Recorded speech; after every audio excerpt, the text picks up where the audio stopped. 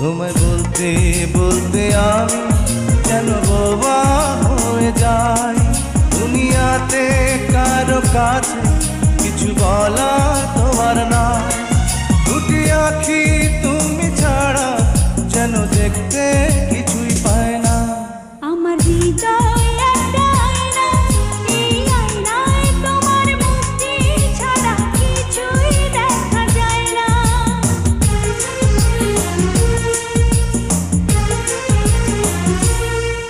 আমার হৃদয় একটা আয়না, এই আয়নায় তোমার মুক্তি ছাড়া কিছুই দেখা যায় না।